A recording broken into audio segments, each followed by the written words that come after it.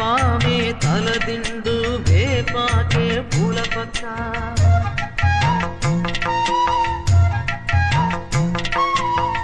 తల్లి శయనిస్తే జోలాలి పాడేబిట్ట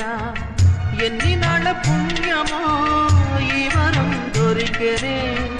ఆనందం పొంగెనమ్మా వెల్లువల్ల కన్నుల దేవి మహాదేవి ఏ సేవ చేయగలనే పాదం నీ పాదం సర్వదోషాలు తొలగించు